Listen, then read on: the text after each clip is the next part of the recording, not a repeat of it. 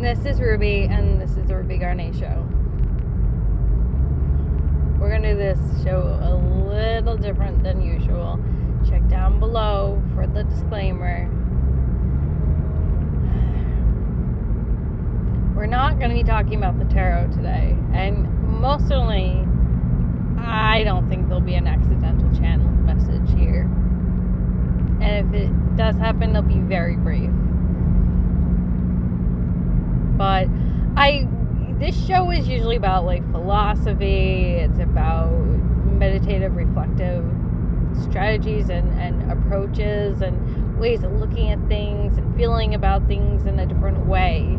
I don't want this show to get stale. It's why it's a Ruby Garnet show. It's not out of arrogance. It's just that it's not just about one thing. If it were to become one thing, then what would be the point of, I didn't know what I was calling this show for, kind of thing. I mean, what we're going to talk about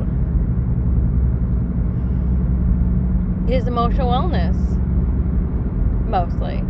I mean, all right, so I am Christo. I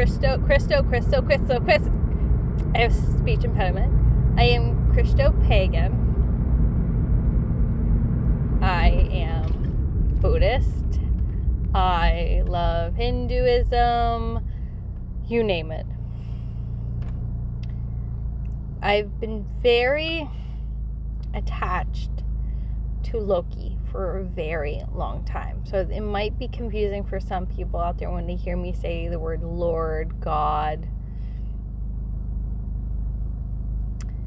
because it seems, maybe for a great many people, that would seem like very, I don't know, very, it doesn't seem to go together. It's not peanut butter and jelly. Does that make sense? And the reason I'm so drawn to Loki is he's a rebel. And I used to like to see that about myself. I'm a rebel. You can't tell me what to do.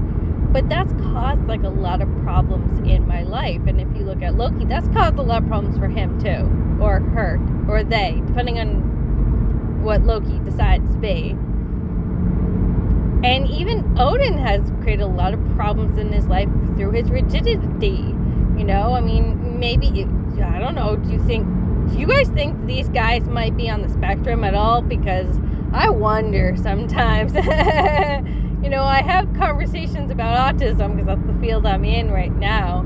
And, sometimes I wonder about those guys. I really do. But, not to ramble too much, but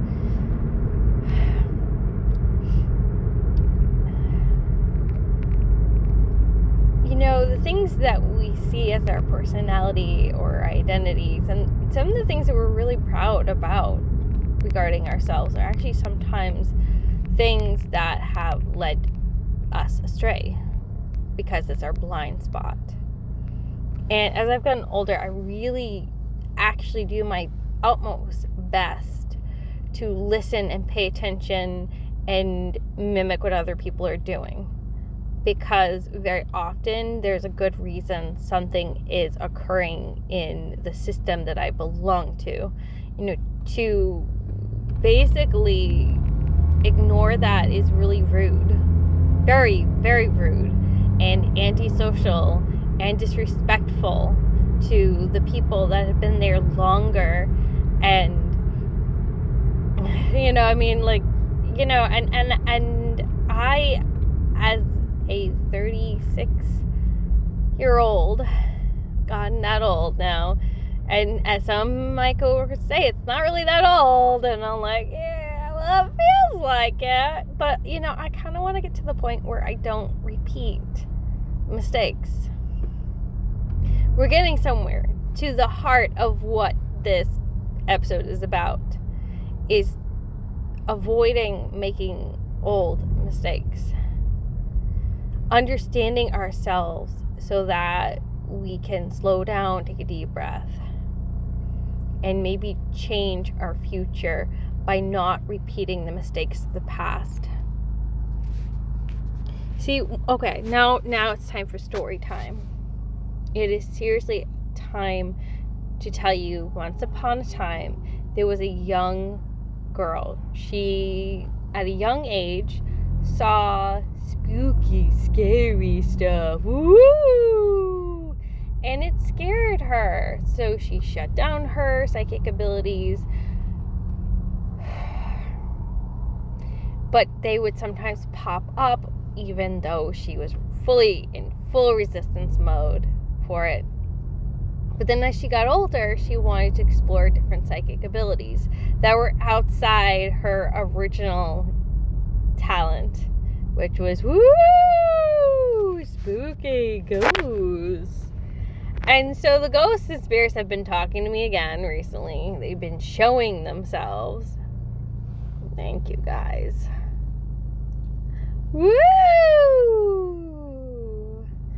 And it's become apparent as much as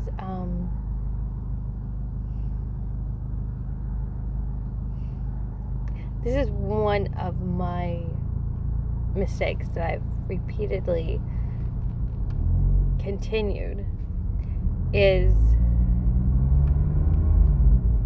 pretending that the spirits are not around me,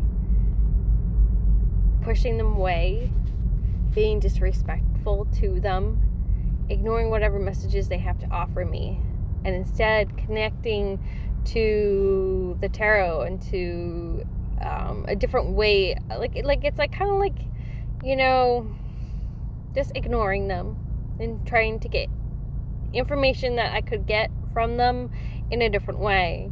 And some other mistakes that I have repetitively committed over and over again is, as I was growing up in the Christian community, but also too as a young woman, I was told that I had to get a real job. Like, you must get a real job. And so I didn't want to become, I didn't want to be a teacher, I didn't want to be a nurse. I'm like, well, I guess the only choice I can is go into the mental health field. Like, that's the only option that I could deal with, which is hilarious. Really hilarious. And so I pursued this degree, deciding that one day my life will become better enough that I can become a writer. And there's always moments in time where I'm starting to get a rhythm in my writing, and I will get panicked, and I will think I should just go back to school and get a proper degree. Oh. And the problem with that, though, then, is I'm making another mistake, right? I'm making another mistake that just keeps happening over and over and over again, which is putting my dreams to the side until I get a supposed real job. And most of these supposedly real jobs don't pay very well. Even if you go to get your degree, the amount of debt you come out from is just horrid. You might as well be an indentured servant. And that's nothing that I feel good about. Whenever I think about going back to school, I'm like, why? I just sacrifice everything again. And there's that core, right? There's that theme, sacrifice. So the first one I talked about is ignoring. But ignoring and sacrificing, what am I doing? Putting aside. I'm putting aside natural parts of who I am because there's something that makes me deeply uncomfortable. Interesting. So ghosts and me actually pursuing my writing career make me very uncomfortable. Isn't that interesting? Like, these two things. And you know, the funny thing is, I'm not kidding you. So when I started pursuing writing again, guess who came knocking at the door? Ooh! They showed up in my dream, and they did what they did when I was a kid, they scared me, and I'm like, but I did something different. I apologized to them. I said, I'm sorry I called you this name. I'm sorry that I hit you with my elbow. I'm sorry that I did this and this and this to you. I made amends to putting them aside and treating them with such disrespect. And, in some weird way, I felt like I was also too apologizing to myself.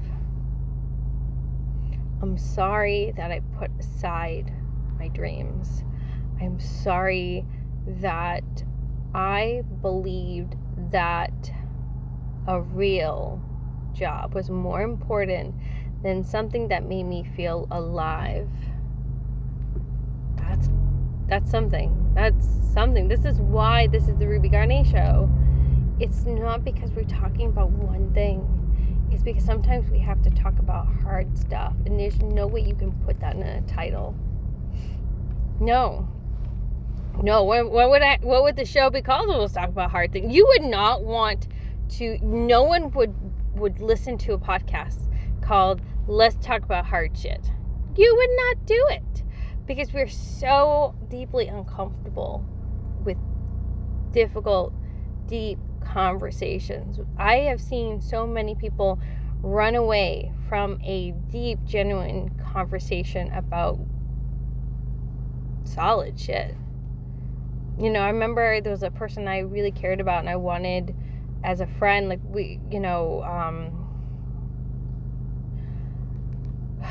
I don't want to give too much information, but she opened up to me and then totally disappeared, and that hurt. And I don't blame her for that, but I think that in society, doing deep dives is something we all put aside, and we sacrifice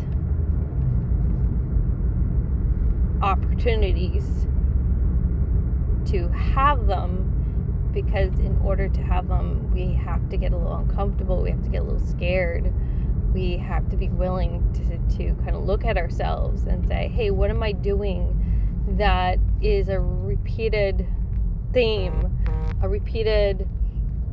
that's harming me? What mistakes am I repeating?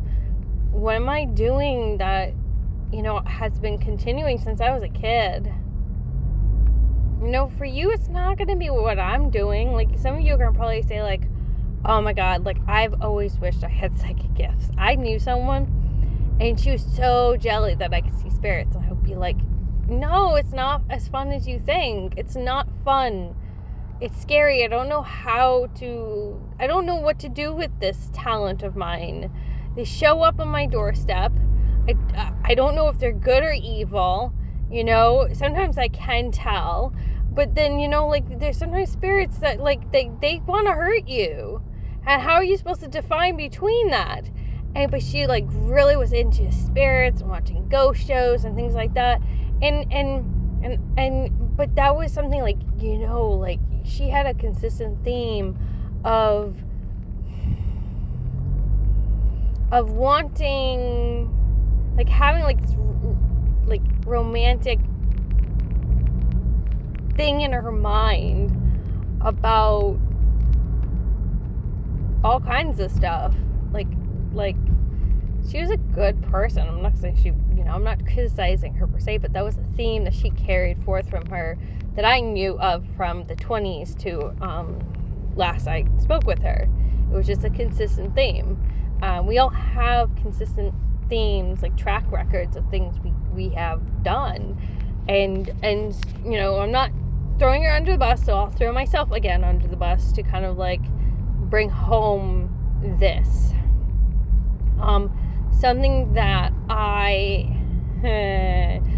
do, that I've been doing since my early childhood, is speak really, really loudly. I know this is an easy one, I know, I get it, but there's good reason behind that. I wanted to be heard, and I didn't realize this until recently.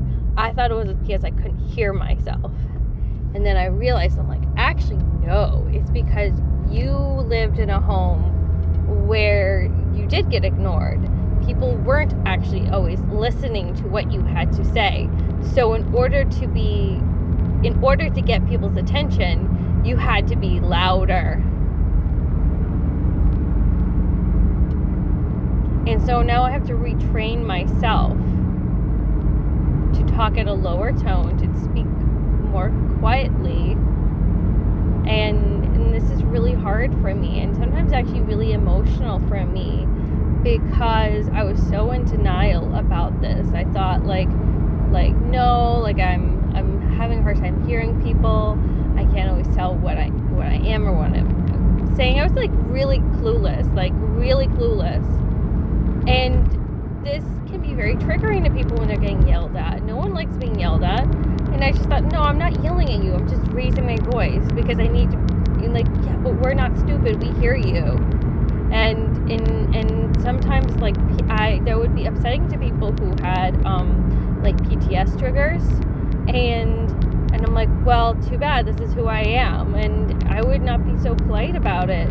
And so this had a real severe impact on my friendships, because I didn't feel like I respected them. It hurts to go back to Loki and Odin. Like, when we have friends, because Loki and Odin used to be friends once upon a time, it hurts when the people we care about, there's misunderstandings, but there's also too, people, they eventually get tired of dealing with our toxic bullshit. But because we don't have these heart to heart conversations with each other, we don't say, oh, well, you know what, I'm really sorry that I hurt your feelings. I didn't mean to yell at you. I'm trying my best to lower my tone more frequently around you and other people. It's just that I have trauma from my childhood that makes me want to be louder. Oh, really? Oh my God. And even with my partner, we struggle to have heart conversations. So don't worry about oh, she's so better than me. No, I'm trying too. And it's hard because we get so scared. And also too, a lot of us want to be right. And we also too don't want to be, you want to be safe, right? You don't want to feel attacked. You don't want to feel because sometimes we in the past, if we did something bad, we got punished or love got taken away from us. So we're very highly motivated to retain a positive self-image for ourselves and for other people. We don't want to be abandoned again. We don't want people to punish us. We rather try to keep a good image of ourselves. We would rather. But the problem with that is we end up kind of not doing that. That does not, I'm sorry, but that's not that never works. Trying to erect a positive image by delaying, preventing, ignoring, manipulating, gaslighting people into thinking I'm always gonna be like this, so you're gonna just have to suck it up, buttercup. Whatever you do, it's eventually people are okay, I really care about this person, I really would like them to be in my life, but I don't think I can do this anymore. How many of you guys have done that, where you really cared about someone, but it was you or them? And when we look at Loki and Odin, it was clearly a choice had to be made. Loki was it's either me or my family. And Odin was it's either me or my order. Their egos, man. They had egos. And they couldn't just sit down and have a conversation where Odin could say, man, you hurt my feelings really good, man. I know you think it's funny when you do these pranks, but they get really hurtful. We care about you. We want to be your friend. But man, dude, this, you've broken our trust so many times. Can we actually sit with you and have a intervention about this? And Loki could have been oh shit, man, I'm sorry. Yeah, I know that was a really low blow. I cut her hair and did that horrible thing to her, and I know that wasn't okay, but I was acting out. Like, I get scared. Like, I get scared that you guys are not going to like me anymore one day. Like, I have, like, a trauma, like, where I lost my parents at a young age, and my dad was pretty scary, and, you know, in order to kind of, like, deal with stuff, you know, with the intensity and this just not knowing if I was going to be okay, I did inappropriate stuff just so I can kind of get through the day, you know, like, if it was funny, then everything was okay, you know what I mean, guys? And then Odin and them could have been like, oh shit, man, like, damn, yeah, your dad was an asshole, I'm sorry you had to go through that, but look, we are friends here, and friends don't do that shit to each other. Like, let's try not to do that. Like, what can you do to say sorry? I don't know what I can do to say sorry. Well, that's okay. We'll work on that. You know, I worked with kids. We had to teach them about amends, you know, and kids who are autistic, they think something is funny, and they go and they do stupid shit. And sometimes people think that they're trying to be malicious, and they don't. They did it on purpose. I'm like, no, they didn't. No, it's their brain, man. It's their brain, but they're quite willing to make amends if you teach them how. Sometimes, usually, it just takes a lot of practice, because you have to get through their defense mechanism of, their security system in place, right? And so sometimes, like, once they learn how to make amends and they learn how to say sorry, they don't want to do that anymore, because like, I've seen so many, like, I know, like, the stereotype of autistic people is they don't care about other people, but they do. They really do.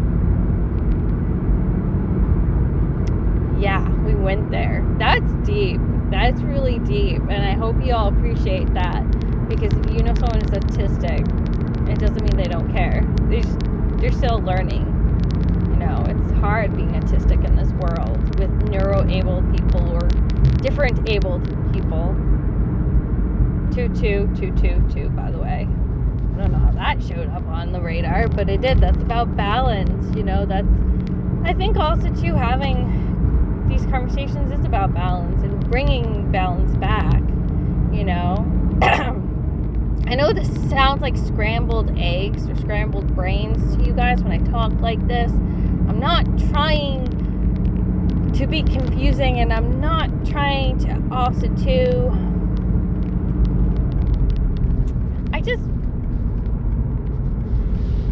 I really do wonder if they were autistic. I mean, has anyone ever looked at our gods and be like, oh my god,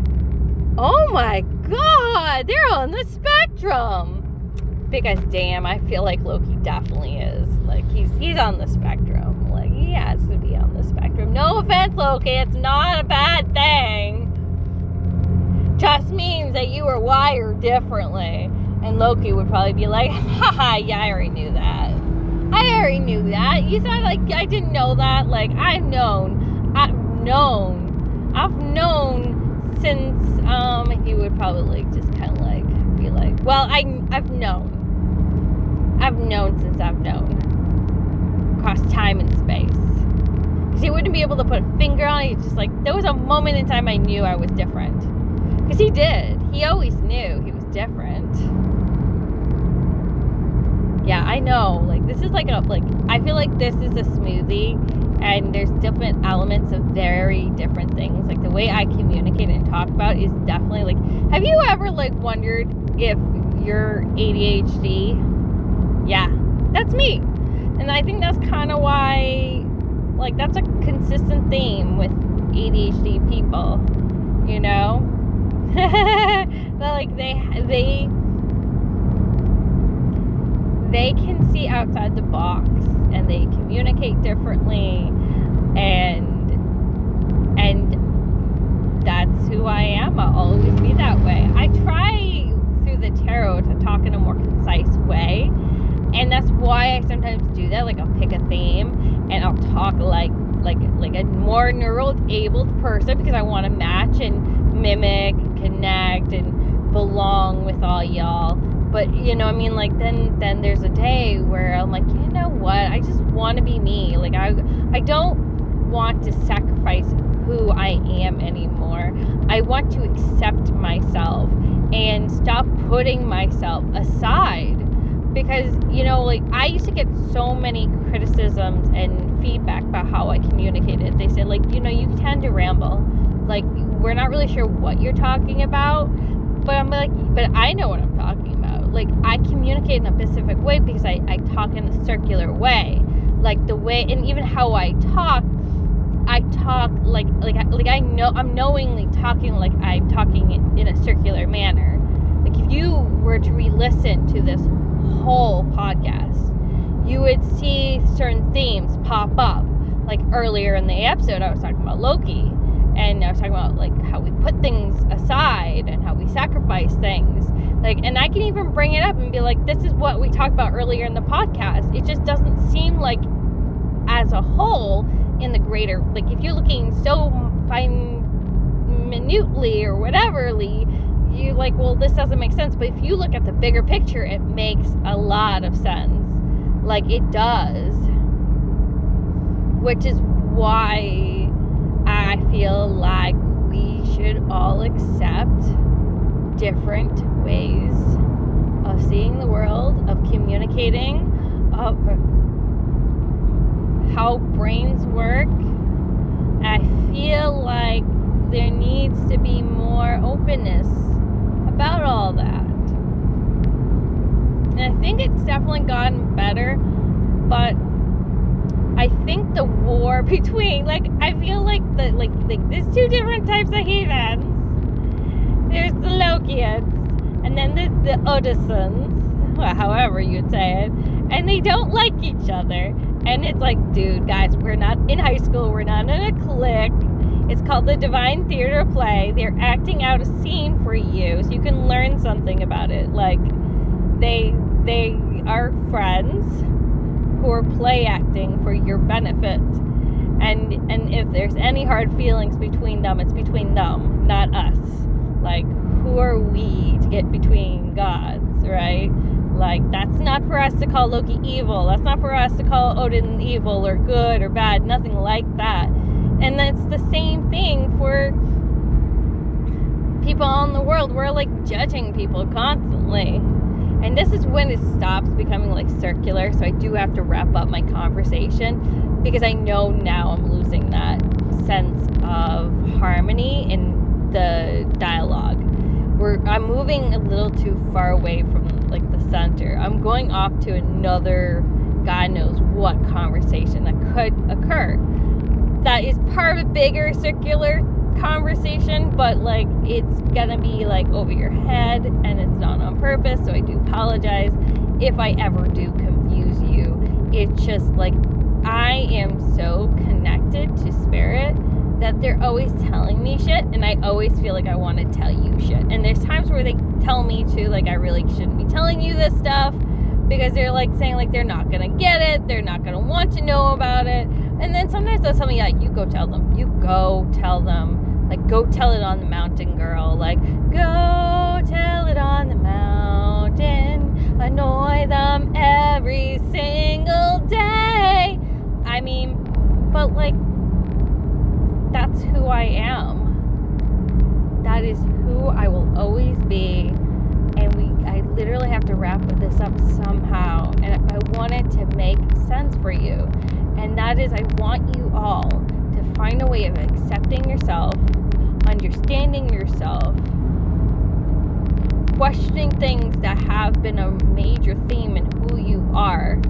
Both the things that are positive, the things that are negative, but the things that you have put aside, thinking it was going to do you good and didn't do you no good at all. And the conflicting nature of who you are. You know, there's always conflicting aspects of you that maybe that doesn't click with neuroable society, or doesn't click with certain structures. It makes it hard for you to feel good inside because you're trying to match and belong. I mean, remember how I was talking about how my need to be a rebel was causing so many problems with the people that I was working with because I didn't respect the system. There's a reason Odin is in charge of order and structure, because there's sometimes a really good reason behind all that.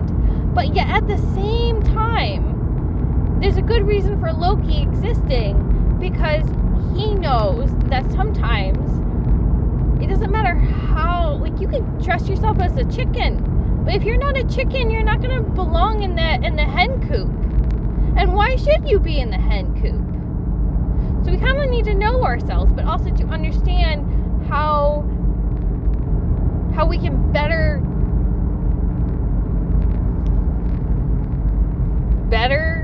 work in a system. Because in order to have balance, remember 2, 2, 2, 2, in order to have balance, we need to be able to somehow figure out the harmony between being an individual but working in a system, working with other people, working in a group, while also respecting ourselves and our needs and our both our, like, knowing who we are, knowing things about ourselves that we think are pretty darn good, but we gotta stop putting it aside.